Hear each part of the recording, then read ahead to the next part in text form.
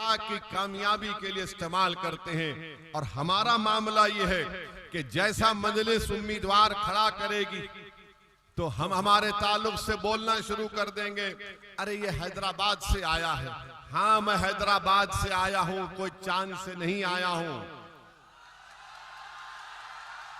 और जब आ गया हूं तो कोई माइका लाल मुझे बिहार से नहीं बाहर भिजा सकता। और जहां पर हम आते हैं वहां पर अपनी जमात के परचम को लहरा कर जाएंगे इंशाअल्लाह ताला। और अफसोस की बात की है कि इल्जाम लगाने वाले हमारे ही भाई हैं। एक साहब हैं राजद के, अल्पसंख्यक समाज के कोई नेता उनको बना दिया गया। वो बार बार इतनी मोहब्बत मुझसे करते, नहीं मालूम घर में किसी और से शायद उनको मोहब्बत नहीं मिल रही, हमसे मोहब्बत कर रहे हैं। और बोलते हैं कि वो हैदराबाद से आया है। अरे जनाब, आपका लख्ते जिगर, आपका बेटा अगर आज अल्लाह ने उसको डॉक्टर बनाया तो मेरे मेडिकल कॉलेज में पढ़ाकर बनाया, जब तुमको याद नहीं आया। तुम आज हमको बड़ी बड़ी गाली देते हो। अच्छा वो खुद क्या 2019 में उनका बेटा जेडीयू से टिकट लड़कर नहीं इलेक्शन लड़ा था, मोदी का फोटो लगाकर। जब तुमको सेकुलरिज्म याद नहीं आया, अरे तुम अपनी औलाद के लिए सब कुछ कुर्बान कर दोगे। और मैं बिहार आकर 19% जनता की इंसाफ की बात कर रहा हूं।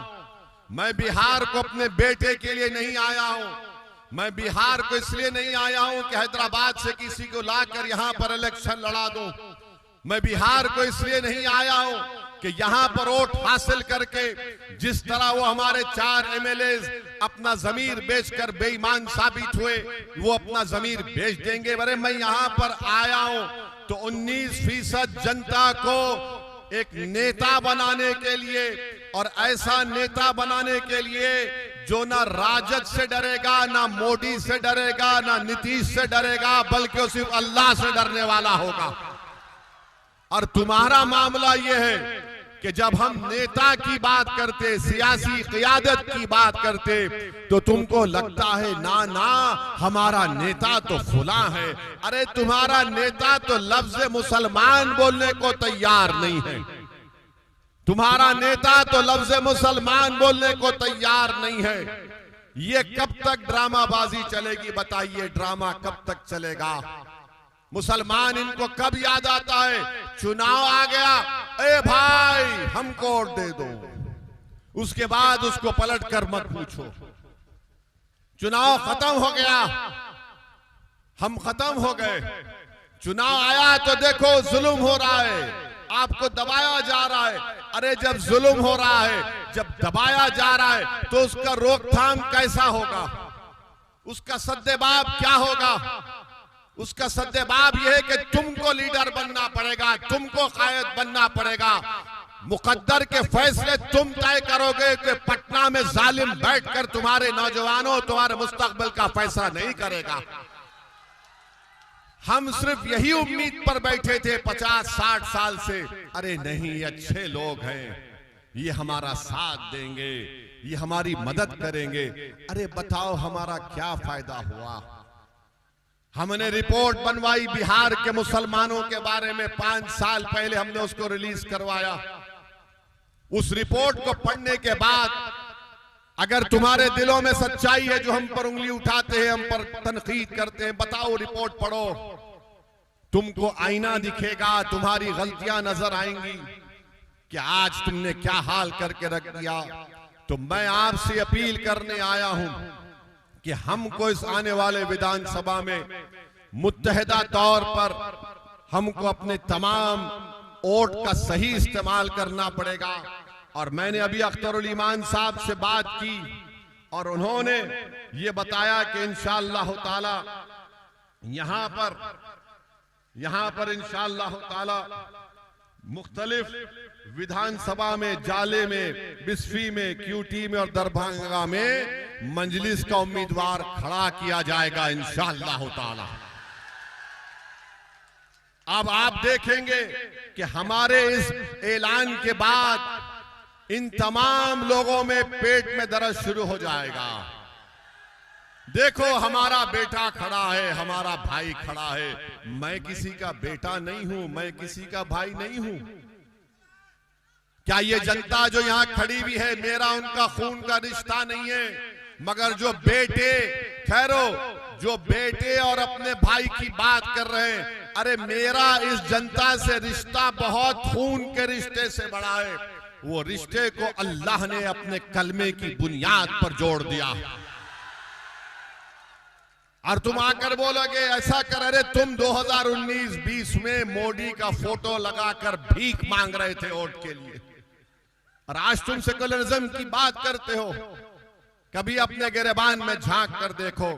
मैं आपको बताने आया हूं कि अख्तरुल ईमान साहब ने छोड़ दिए सर, छोड़ दीजिए हमारा दीवाना।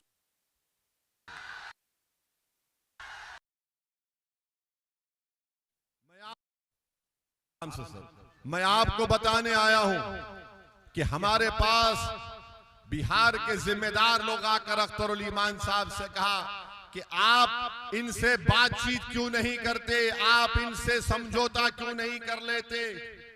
तो अख्तरुल ईमान साहब ने कहा, मुझसे पूछा क्या करना चाहिए। मैंने कहा वो कौम के जिम्मेदार लोग हैं, जब वो आपके पास आए तो उन्हीं को बोलिए कागज पर लिख दो और आप साइन करके भिजा दीजिए लालू जी को। अख्तरुल ईमान साहब ने एक खत लिख दिया लालू जी को और कहा कि हमसे मिलिए, हम आपके साथ मिलकर लड़ेंगे, बीजेपी को बिहार में सरकार बनाने से रोकेंगे, बीजेपी को मुख्यमंत्री बनाने से रोकेंगे, मोदी अमित शाह को रोकेंगे। फिर उसके बाद उनके बेटे ने कहा कि पिताजी को लेटर आया होगा, मुझे नहीं आया। हमने कहा अख्तर भाई इनको भी लेटर लिख दीजिए। अख्तर भाई ने उनको भी खत लिख दिया, बल्कि ढोल भाजा के साथ ले जाकर घर पे दिया तेजस्वी को, ताकि तुम सुन लो अपने कान से कि हम खत दे रहे हैं।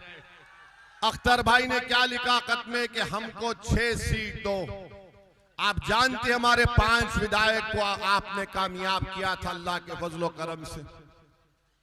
हमने कहा 6 सीट दे दो। लिख कर दिया अख्तरुल ईमान ने कि हम अगर आप तुम मुख्यमंत्री बनते तो हमको मंत्री नहीं चाहिए, हमको सिर्फ एक ही काम चाहिए कि फिरका परस्ती का खात्मा करो, आरएसएस को रोको बिहार में और मुसलमानों से इंसाफ करो। अब आप खुद फैसला कर लीजिए इसमें मेरा क्या फायदा है, अख्तरुल ईमान की जात का क्या फायदा है, आदिल हसन का क्या फायदा है। हम में और में की फर्क है।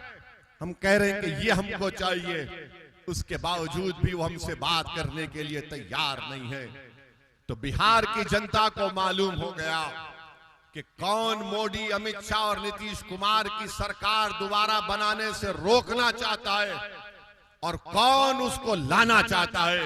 यह फैसला आपको करना है। और सुन लो तेजस्वी, सुन लो राजद के नेता, हम तुमको बता रहे हैं तुम्हारी नादानी तुमको नुकसान पहुंचाएगी।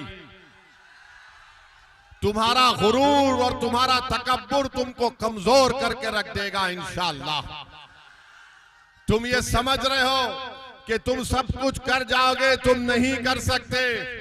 तुमको अगर बिहार में बीजेपी को रोकना है और बिहार में दोबारा मोदी और नीतीश कुमार की सरकार को अगर रोकना है तो तुमको ओवैसी और अख्तरुल ईमान का हाथ पकड़ना पड़ेगा।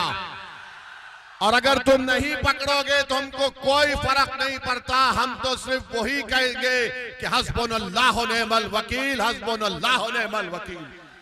लड़ना हमको सबसे बेहतरीन आता है, लड़ेंगे जरूर इंशाअल्लाह ताला। और हम किसी माइका लाल से डरने वाले नहीं हैं, मगर आप तक ये बात पहुंचाना था, आप तक ये पैगाम देना था कि आप देख लीजिए कि कल ये लोग बोलते थे ओवैसी बड़ा गुरूर करता है, वो किसी से बात करना नहीं चाहता। अरे जालिमों, मैं तो हमेशा से तैयार था। अभी आज से 1 महीना पहले वाइस प्रेसिडेंट ऑफ इंडिया का इलेक्शन हुआ, नायब सदर जमहूरिया का। किसको वोट दिया ओवैसी ने? किसको वोट दिया ओवैसी ने? सुप्रीम कोर्ट के रिटायर्ड जज जस्टिस सुदर्शन रेड्डी साहब, जो इंडिया अलायंस के उम्मीदवार थे, हमसे बात की और कहा कि ओवैसी साहब आपका सपोर्ट चाहिए। हमने कहा सुदर्शन रेड्डी साहब, आप सुप्रीम कोर्ट के जज रह चुके हैं, हम बराबर साथ देंगे। हमारे तेलंगाना के मुख्यमंत्री रेवंत रेड्डी ने हमसे मिलकर कहा कि असद भाई साथ दो। किसको वोट दिया फिर आज तुम हम पे उंगली उठाते हो? दूसरी अहम बात मेरे अजीज दोस्तों और बुजुर्गों, आज नीतीश कुमार की सरकार के 20 साल किससे ज्यादा का वक्त हो चुका है। अब ये हाल हो चुका है कि महिलाओं के पास 10-10 हजार रुपये डाल रहे हैं। हम ये पूछना चाहते हैं, अगर 7,000 करोड़ का सही इस्तेमाल होता तो क्या दरभंगा में एम्स नहीं बना सकते थे आप? दरभंगा में एम्स बना सकते थे। अगर महिलाओं से इतनी मोहब्बत थी तो आप अस्पताल बना देते। महिलाओं से इतनी मोहब्बत थी तो बच्चियों के लिए कॉलेज बना देते। आगे आप कुछ नहीं कर रहे और सिर्फ ऐलान कर रहे हैं। महाराष्ट्र में भी यही ड्रामा हुआ था। इसी तरह महाराष्ट्र चुनाव से पहले महिलाओं के अकाउंट में पैसे आए। अब फोन कर कर पूछ लो, महाराष्ट्र में कई नाम कम कर दिए गए, बास को पैसे भी नहीं आ रहे। तो मोदी जी लंबा लंबा छोड़ते, आपको मालूम ना, लंबा लंबा छोड़ते। अब मोदी जी ने कह दिया कि भारत की जंग आजादी में आरएसएस ने बड़ा योगदान दिया। भाइयों बहनों, आप बताइए वो आरएसएस जो भारत की आजादी में उनका एक आदमी नहीं मरा, एक भी नहीं मरा। अगर कोई मरा अपनी जान दिया तो मोदी नाम बताओ। अगर एक आदमी तुम्हारा मरा तो नाम बताओ। मैं तुमको बिहार में जिन हमारे बुजुर्गों ने जंग आजादी में हिस्सा लिया, सुनो भाजपा आरएसएस वालों, मैं तुमको नाम सुनाता हूं। अब्दुल क़य्यूम अंसारी, मौलाना मजहरुल हक, बिस्मिल अजीमाबाद, सैयद अली इमाम, अब्दुल गफूर, सैयद महमूद, मखफूर अहमद एजाजी, ऐसे बहुत से नाम है। मोदी जी 1 घंटा लग जाएगा, इतने नाम बोलूंगा मैं। आप एक आदमी का नाम बताओ। झूठ बोलता है देश का प्रधानमंत्री के आरएसएस ने देश की आजादी में हिस्सा लिया। हेगडेवर सुनिए, हेगडेवर यकीनन जेल को गए थे जब वो कांग्रेस के मेंबर थे। आरएसएस को नहीं बनाया गया था। और हेगडेवर जेल को क्यों गए थे? ये बीजेपी के लोग बोलते कि महात्मा गांधी ने खिलाफत मूवमेंट चलाया। अरे दीवाने, हेगडेवर तो खिलाफत मूवमेंट की ताईद में भाषण देकर जेल को गया था। और फिर गांधी ने कहा था कि जो जेल को जाएगा वो वकील नहीं ठहराएगा। तो हेगडेवर ने गांधी के हुक्म की खिलाफ वर्जी की, वकील को खड़ाया। और आपको जानकर ताज्जुब होगा, हंसना नहीं मैं जो कहूंगा, कोई जेल से जब निकलता है तो हेगडेवर का 12 किलो वजन बढ़ गया था। 12 किलो। मालूम हुआ कि जेलर से दोस्ती कर दिए तो जेलर इनका सैया बन चुका था। कपड़े छोटे हो गए। और मोदी जी बोलते हम आरएसएस ने बड़ा किया। अच्छा, देश में नमक का सत्याग्रह हुआ था। आरएसएस ने कहा नहीं हिस्सा लेंगे। हेगडेवर हिस्सा लिए। और उनकी जीवनी किताब में कोई लिखता है, उन्हीं का आदमी, कि हेगडेवर इसीलिए हिस्सा लिए ताकि वो लोग अवाम को, जनता को आरएसएस पे लाना चाहते थे। देश ने फैसला किया क्विट इंडिया मूवमेंट, अंग्रेज भारत छोड़ो। तो कौन थे श्यामा प्रसाद मुखर्जी? बताओ मोदी, जो फजलुल हक के साथ डिप्टी चीफ मिनिस्टर थे। जिस तरह तेजस्वी नीतीश कुमार के साथ थे, बाद में दोनों में तलाक हो गया। क्यों हो गया नहीं मालूम। श्यामा प्रसाद मुखर्जी, पूरा देश बोल रहा अंग्रेज छोड़ो, श्यामा प्रसाद मुखर्जी बोल रहे नहीं अंग्रेज रहो। उस पर नहीं बोलेंगे। जब हमने तिरंगा दिया तो आरएसएस की किताब ऑर्गेनाइजर ने लिखा कि हम 3 रंग को मनहूस मानते हैं। ये ऑर्गेनाइजर मैगजीन ने लिखा कि भारत का तिरंगे में 3 रंग मनहूस होता है। बताओ मोदी जी, कितने बातें करूं मैं आपकी तंजीम के बारे में, मगर आरएसएस की तारीफ में मोदी जी बोलते हैं। मेरे भाई, आरएसएस ने इस देश की आजादी के लिए कुछ नहीं किया, अंग्रेजों से मिलकर काम किया और ये तारीख गवाह है। मगर आज आकर नेशनलिज्म का हमको बताते हैं, हुब्बुल वतनी का दर्स बीजेपी आरएसएस हमको बताती है।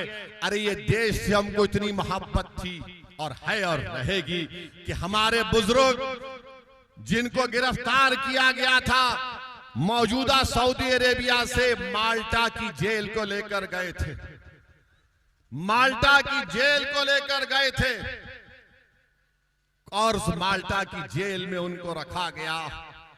आज भी भारत से माल्टा की कोई डायरेक्ट फ्लाइट नहीं है। कौन थे हुसैन अहमद मदनी जो अपने शेख, अपने उस्ताद के साथ उस माल्टा की जेल में खुले मैदान में उनको रख दिया जाता था। आज भी डायरेक्ट फ्लाइट नहीं है माल्टा से। उन्होंने वहां जेल में गुजारी, मसाइब गुजारे। अरे कौन ये लोग, तुम आज हमको उंगली उठाते हो? मौलाना अबुल कलाम आजाद ने क्या किया, जौहर बरादरान ने क्या किया? बताओ मेरे अजीज दोस्तों और बुजुर्गों, ये हमारे बुजुर्ग थे, हमारे अकाबरीन थे जिन्होंने इस देश को आजाद करवाया। आज उसी देश में आज बीजेपी हमसे कह रही है कि तुम आई लव मोहम्मद सल्लल्लाहु अलैहि वसल्लम का पोस्टर नहीं उठा सकते। टीपू सुल्तान ने अपनी जान को गवा दिया अंग्रेजों से लड़ते हुए। ये जितने हमारे बुजुर्ग थे सब आशिक रसूल सल्लल्लाहु अलैहि वसल्लम थे। एक से एक बड़ा आशिक रसूल था। और आज हमको कह रहे हैं कि तुम आई लव मोहम्मद का पोस्टर नहीं उठा सकते। मोदी जी 2018 में आपने केरला के एक आर्टिस्ट के पोस्टर की तारीफ की थी, वो तारीफ सही थी। और आज हम हमारे रसूल, हमारे नबी का पोस्टर उठाते हैं खाली, उसमें कोई संविधान के खिलाफ बात नहीं, उसमें कोई हिंसा की बात नहीं। वो तो मेरा अकीदा है, वो तो मेरा दीन है जो भारत के संविधान की दफा 25 और 19 मुझे इस बात की इजाजत देता, मेरा फंडामेंटल राइट है। और उत्तर प्रदेश में जहां पर बीजेपी की सरकार है, गरीबों ने अपने घर पर कागज पर लिखकर लगाया तो जालिम हुकूमत ने उन दीवारों से उस पोस्टर को निकलवा दिया। अरे याद रखो, सोवियत यूनियन था जिसने मदरसों को बंद कर दिया। दुनिया ने देख लिया कि सोवियत यूनियन खत्म हो गया, मदरसे आज भी आबाद हैं। तुम आज वो पोस्टर निकाल कर समझ रहे हो कि हमारे दिलों से, हमारे वजूद से, हमारी सोच और फिक्र से हमारे रसूल की मोहब्बत कम हो जाएगी? नहीं होगी। ना भारत से मोहब्बत कम होगी, ना मोहम्मद सल्लल्लाहु अलैहि वसल्लम से मोहब्बत कम होगी। दुनिया खत्म हो जाएगी मगर मोहम्मद सल्लल्लाहु अलैहि वसल्लम का नाम रहेगा। मेरे अजीज दोस्तों और बुजुर्गों, मैं आपको बताने आया हूं कि ही बीजेपी ने नीतीश कुमार के साथ मिलकर, चिराग पासवान के साथ मिलकर, कुशवाहा साहब के साथ मिलकर, चंद्रबाबू नायडू के साथ मिलकर, कुमारस्वामी के साथ मिलकर एक ऐसा काला कानून बनवाया, वक्फ का काला कानून। और उस कानून के जरिए बीजेपी, आरएसएस, नीतीश कुमार जिस जमीन का मालिक, जिस मस्जिद का मालिक, जिस दरगाह का मालिक, जिस खानखा का मालिक अल्लाह है, ऐसे कानून से उसको छीनना चाहते हैं। भारत की पार्लियामेंट गवाह है कि हमने जब कानून को भारत की पार्लियामेंट में लाया गया, दोनों मर्तबा मैंने भारत के संविधान का, सुप्रीम कोर्ट के फैसलों का हवाला देकर उस वक्फ तरमीमी कानून की कानूनी दलाइल को सामने रखकर उसकी धज्जियां उड़ाई। और मोदी के आंख में डालकर कहा यह कानून को मैं फाड़ता हूं, यह भारत के संविधान के खिलाफ है। मेरे अजीज दोस्तों और बुजुर्गों, हम एक ऐसे माहौल में हैं, मैं आपसे अपील कर रहा हूं कि अपने के कोर्ट का सही इस्तेमाल करिए। हमको इन ताकतों को हराना है जो भारत को कमजोर करना चाहते हैं, जो भारत के संविधान को कमजोर करना चाहते हैं। मेरे अजीज दोस्तों और बुजुर्गों, सोचिए थोड़ी देर के लिए, ये लड़ाई जो ओवैसी और अख्तरुल ईमान लड़ रहे हैं, ये इन नौजवानों की लड़ाई लड़ रहे हैं। बिहार में करीब 60% आबादी 25 साल से कम उम्र नौजवानों की है। आप इनके चेहरों को देखकर वोट डालो, इनके मुस्तकबिल को सामने रखकर वोट डालो।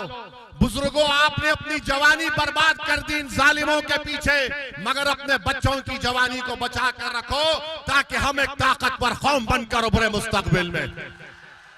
नौजवानों, तुम्हारी भी जिम्मेदारी है कि अपने के कोर्ट का सही इस्तेमाल करो। मंजलिस के परचम और मंजलिस के पतंग छाप पर बटन दबाओ ताकि इन लोगों को मालूम हो जाए कि आप एक तब्दीली लाना चाहते हैं मिथिलांचल में, आप एक सियासी लीडरशिप यहां पर बनाना चाहते हैं। आप बनाएंगे अपनी लीडरशिप को, आप बनाएंगे अपनी लीडरशिप को। क्या आप पतंग छाप पर वोट देंगे इंशाअल्लाह?